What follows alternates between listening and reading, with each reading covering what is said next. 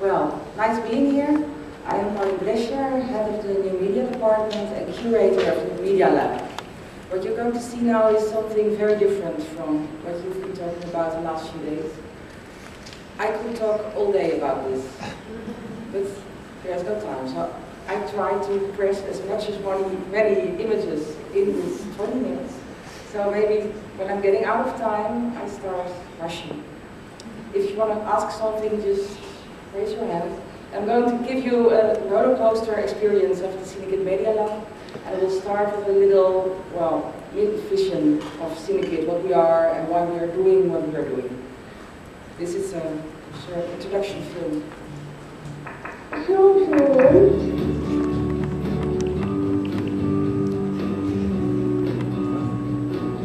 Dan knoopjes drukken op lettertjes. En dan kan je dat opschrijven en dan neemt hij dat. En eigenlijk is dat je...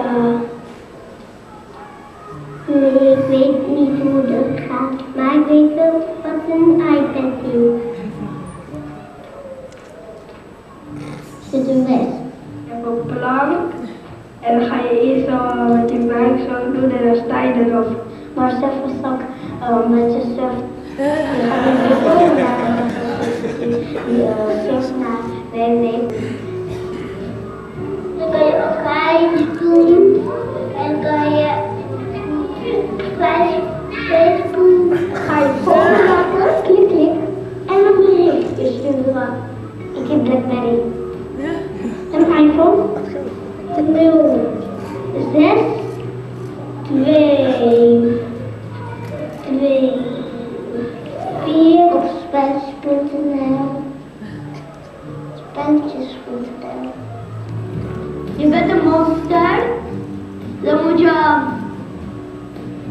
op een huis klimmen, dan moet je zo doen. Oplopen en op springen. Een soort van PlayStation, maar dan anders. En als je wilt spelen moet je bewegen. Je moet het zo doen, bij je doen en dan weer springen, springen, springen. Zijn ze allemaal complex om mensen doodmaken.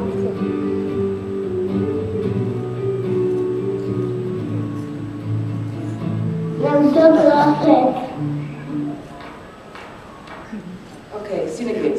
This is our target group. Kids between 4 and 14.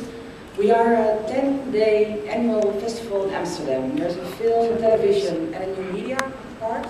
The new media part is the Medialab. The Medialab is a big space, 1,200 square meters. And here we see the different streams of the festival coming together. Mission statements. We are all about media literacy. Of course, at first glance, it's all about fun and enjoyment, but we really try to teach them something as well. How they can deconstruct and contextualize media, how they can be empowered by media, not be just passive users and open whatever they buy in this fantastic app store, but how they can take things apart again and try to put them together more in a maker faire kind of way that we try to show as well. We try to show quality, the things that are made with love and care. Many of our products for the Medialab are just unique, they're just put together, especially for the festival. Maybe, again, if they turn out to be really successful. And we are all about inspiration, not just for the kids, but also for the parents and educators, decision makers. We have a professionals conference at the same time as the festival, something like this, a little bit bigger, for 2-3 days with a lot of buyers, sellers, makers, developers, writers. There is a first media market where we try to connect financiers and people with plans. There is a screening club, and there's a conference, 1.5 days, seminars, expert meetings. All those guys can meet in the Medialab as well. And well, Lauren was there last year, and it was great fun taking him around and all the other guests. And he made this nice film. We're going to take a look at this film in a minute for a short bit. And well, it's an inspiration, and it's also a reason to discuss stuff, to discuss what is happening, why kids are interacting with certain things in a certain way, and why they like this better than that, and what the better parents think. But I'm a parent. My school is pretty nearby the festival, and sometimes I meet mothers, from my classroom, and they are completely amazed at the entrance, and they say, oh my God, I finally got him away from the PlayStation, and again he's playing with an avatar. What are you doing to my kids? And the kid is like, oh my God, this is so nice, can we have this at home? So there's still a big, well, gap between the kids and our experience of gaming, and this is something we touched upon a little bit last night, when we talked to the children about violence in games, etc. Well, it's maybe not a subject. This is a part of Warren's. Okay, so taking the concerns about technology being isolating sort of couch potato experience. Yep. Young children and decided to make the people here kind of link together seamlessly real and virtual experiences. It's really exciting. Many different uses of the Connect platform, embodied cognition, virtual reality. It's very, very interesting. I haven't seen it on this level anywhere. The space is amazing. The Netherlands really are kind of a hidden gem in the digital media world. We've got to expose innovation that's going on here to a much wider audience. Very interesting. Which is what we'll try to do with this video. Walk over here with me, Leah, and let's talk out loud. Just right here you've got a very low-cost version of kind of Legos and all the kind of building toys. And what's really innovative about this is that, first of all, you can see that the young children are driving the action largely. They're using their fingers and their minds to create things, but they're also using their tongues and their bodies, because these play materials are like Play-Doh, but they're not toxic. They're completely edible. Yeah. Oh, that looks delicious, fresh cuisine. There it is. That's what mine. Yeah.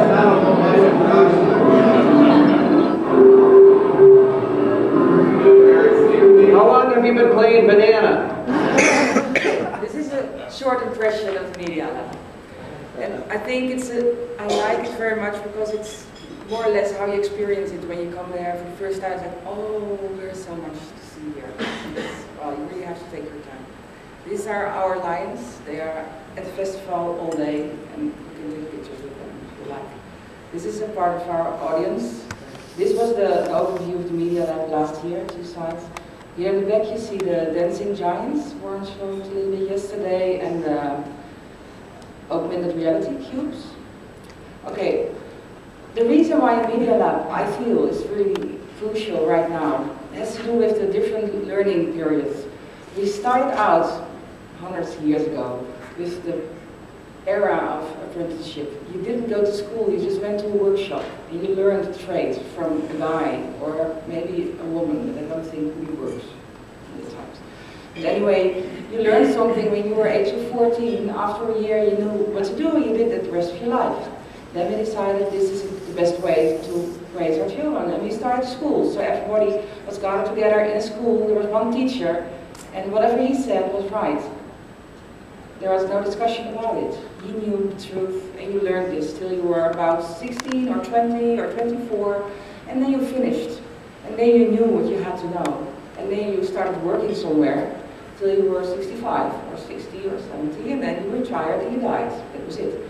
Well, nothing more now. We know since the internet is there, the whole learning experience is getting decentralized. This means that there are more teachers than just one.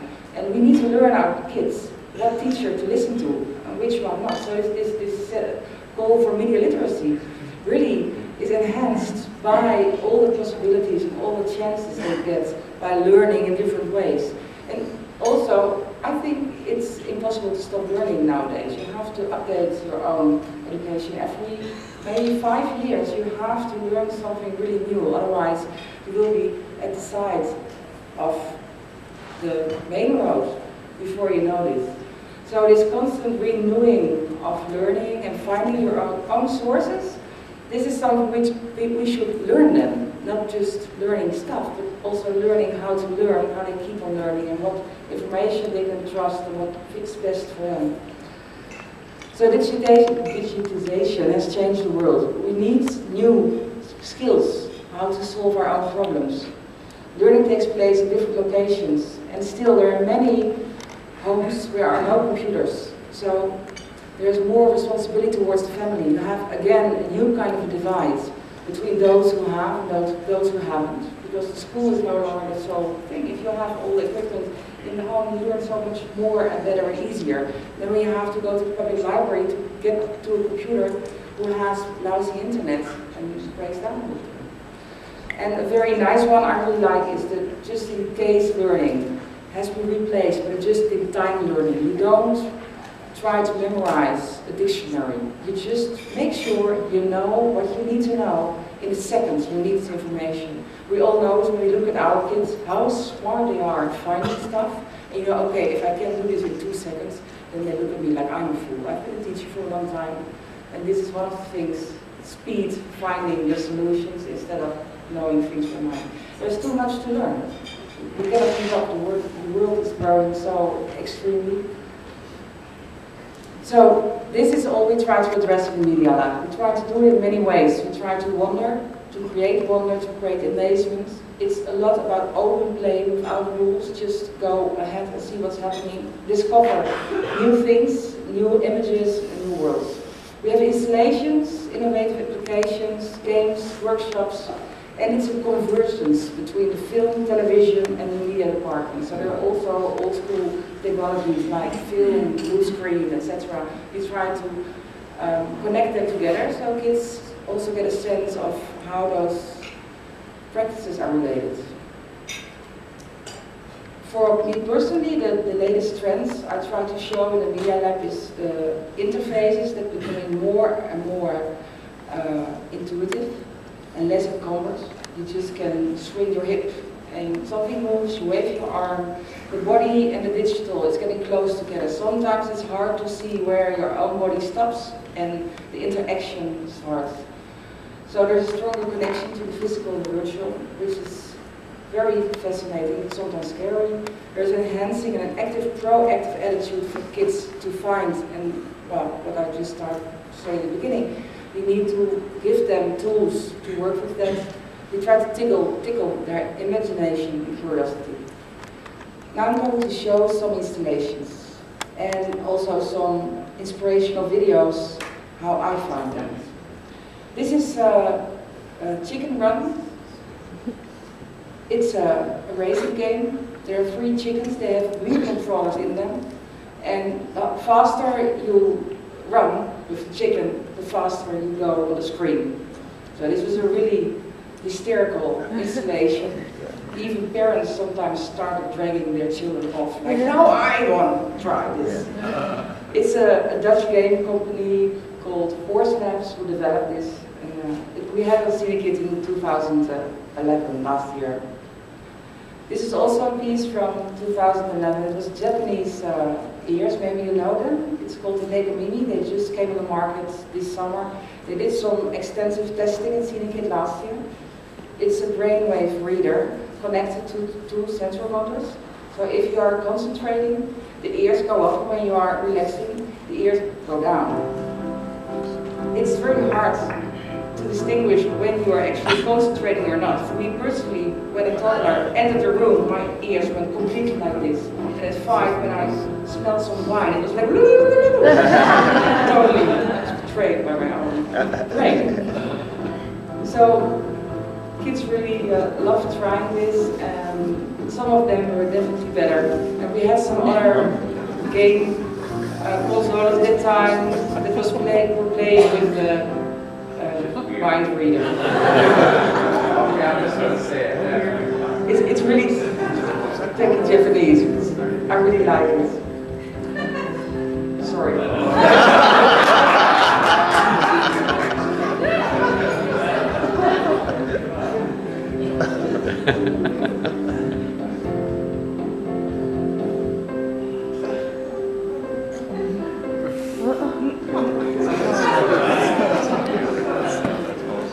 Okay, this was a Cinekid. It was very touching, actually. 2 Japanese developers from Europe. They have been making notes and standing for hours and hours and hours, for I think 5 or 6 days, just checking how long things took till it was connected, etc. It was a very nice project. Next one. It's kind of wanted to show you. This is, I have to piece a little bit. This is something I met on the internet in my research, and I was completely fascinated by it. It's one of the people who is working with open frameworks. If you're not familiar with it, check it out online because it has really some wonderful projects. It's kind of wanted to show you Face. Oh shit, sorry. It's kind of wanted to show you Face OSC, so you're going to want to go to GitHub and download it, unzip it from there. Start up the osculator patch. Osculator is a great program for running OSC into MIDI. Then open the Face OSC app. It'll look something like this. It's tracking your face and analyzing your movement. If it can't find you, then you might want to find a darker background or light yourself differently. I'm routing it into Reason here and using the parameters of my mouth width to control formal filter. I'm also controlling a couple other things. So my face rotation is controlling the amplitude of chorus effect, and distance from the screen is controlling overall volume. Okay, I thought this can be true. This is something only he can do. And this has perfect lighting and a very special Mac, whatever. So in my lunch break, I just downloaded all the stuff and just installed. And then within 2 seconds, I was looking at my own face in a wireframe doing like this. Just the sound didn't work. But anyway, I sent an email, and then they started working with us for the installation at Cinekid. That became this one. I asked for something with sound. I didn't get sound. I never get what I want. I always get something different, but whatever. I was very happy. It was something. This is my mother, by the way. When you put your face in front of the camera, it was filled with little balls, and it kept following the contours of your face. And if you're moving your eyebrows, it would wipe away the virtual balls. Here, when you were blowing, you get ribbons out of your face. If you didn't move, you tried to look very neutral. You had a third eye and a halo around your head. So, nice people, Zachary Lieberman, Kyle McDonald, and Dieter Manado were working on this. Then, last summer, new video, Vimeo, woo. So, I started looking. Another one. Same technology. Oh, God. Oh.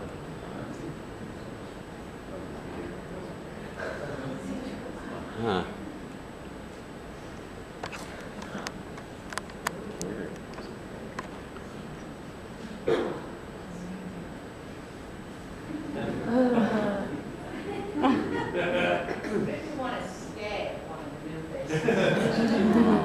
Rearrange there.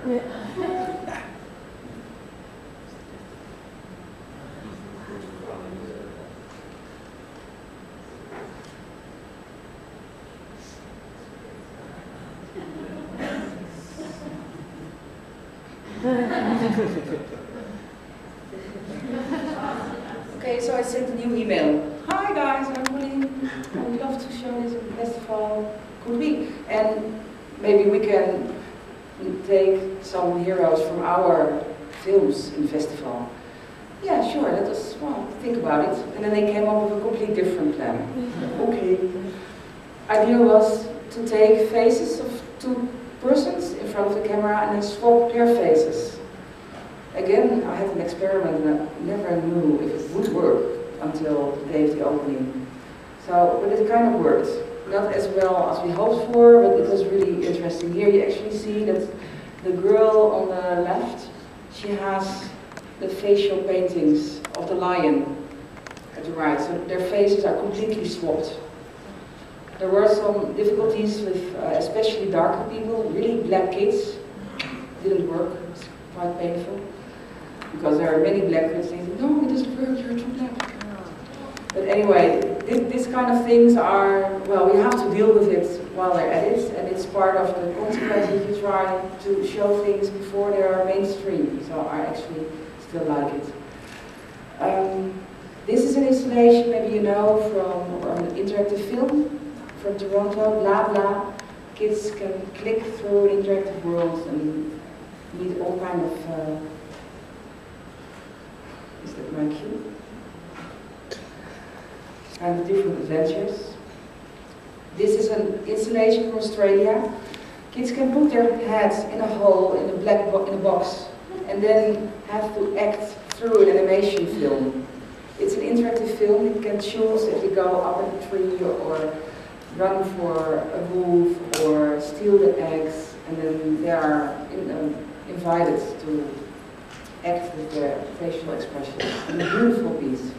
We have it now in the Netherlands for 4 years, and we try to put it on nice, meaningful places so other people can see it. Then we go to another very nice project. This is Hi, I'm Theo Watson, and this is Emily Govia, and we're just going to show you a little prototype of something we've been working on with Microsoft Connect.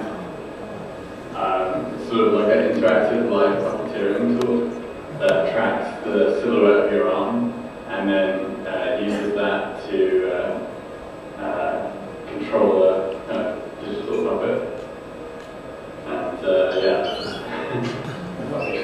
So again, I sent an email, oh, this is so cool, can you do something like that? And now I got something similar, I really like. They started working on a very big projection. I promised them the floor, 10 meters by 6, so they really had a very big space to show their work. They were a month in Amsterdam and worked on this in their old studio. They used to live in Amsterdam, they're now based in Boston. It's related to the MIT as well. Theodore Watson and Emily Govia.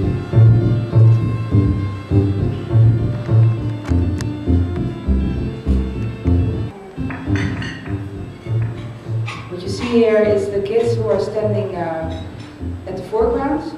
They can control the puppets with their hands. It's actually three-dimensional. When they pull their hands forwards, the head of the bird is coming forward. The kids who are standing just before the screen are making the food for the birds just by standing still. The kids who are controlling the birds can eat the food, and then their expression and their colors are changing. So it's a 3-layered installation actually. And it can contain about 15 or 20 kids at the same time, which is very nice for us because we have to deal with sometimes over 1,000 kids a day.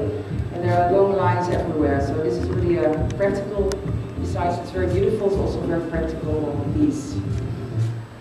This is how it works, background. It's also open frameworks in relation to other programming software.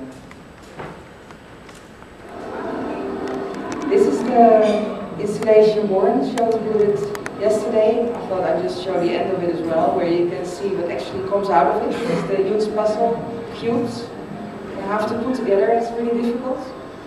And then this is the augmented reality payoff. And then we can turn the floor around, and then the animation starts to move. And every side of the puzzle gives a different reaction. And it's projected above their heads, so they have to relate to the puzzle and the projection screen at the same time. It's from a live view studio from Croatia. I also met them online, and they are very nice people. This is a tail, a robot tail, with a balance sensor. You can put it on your hips, and when you move your hips, it starts to move by itself. If you bend over, it goes up all the way. Somehow this is a very funny example of how online trends get translated to hardware in our real world. We try to pretend, well, isn't that cool to be a cat? I think it's kind of funny. Kids really liked it, and I was happy we could have it. I found the Linz Electronica in Ars Electronica in Linz the year before. This is a very beautiful installation. It's a sandbox, literally. And it has a digital part on a large screen. Mimicry from Monobanda.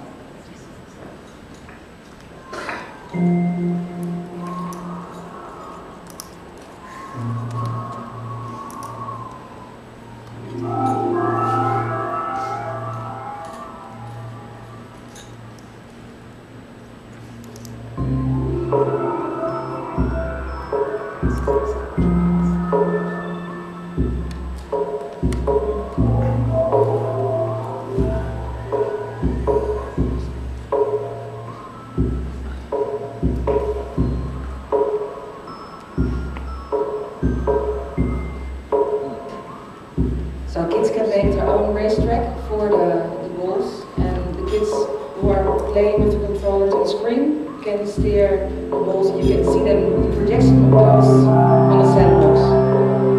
And it works really well. It's, I think it's a beautiful example of what's possible right now between the virtual and the physical world.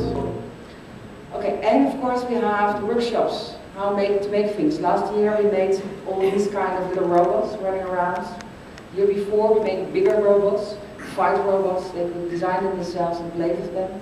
They can play and act in little movies. Really funny. And very convenient, we made a soundtrack for it with specifically designed software for kids that can move around audio blocks really easy. And the makey, maybe you know it.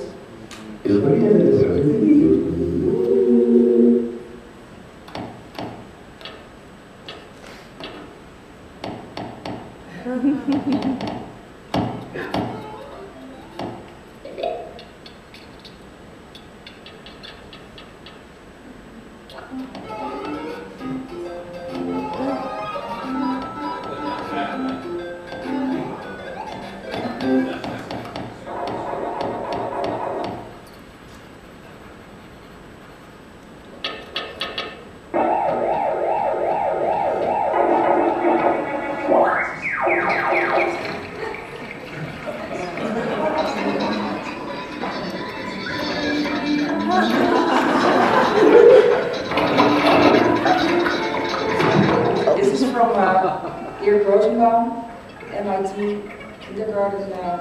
He came to the festival last year and he made some very nice workshops for us and gave a presentation in the festival. I think this is a really nice example. And here you see the dedication of making a game work with a potato. And this, to finish off, this is a few in the future for next year. I hope to get this installation. I really like it. It's an urban screen actually, it works with water. It has LED lights all over. When you make them wet, they light up. And when they dry, the lights go off again. So we try to get this, it's from France, from Paris. We try to get it to Amsterdam to show it in our Medialab next year. And one more thing, we have a new media award as well, which is open for applications and other games, apps to enter.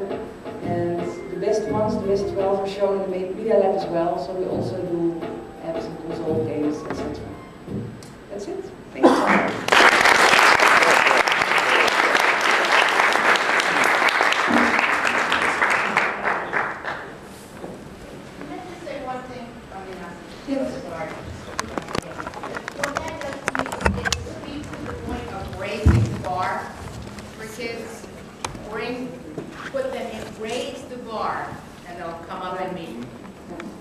So I think so many things are possible by what you're doing, and it's that, in my humble opinion. And curation.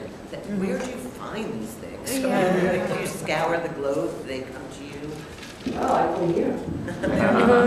Other places, and I'm a lot online. Sorry. And it's my job all year through to keep my eyes open and stay in touch with artists and developers, etc.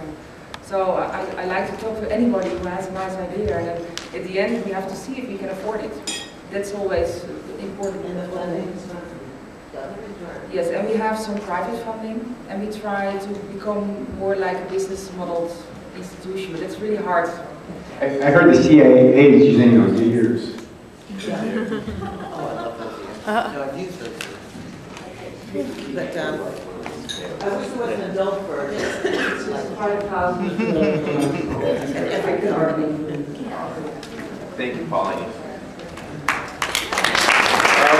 Barbara, out of time.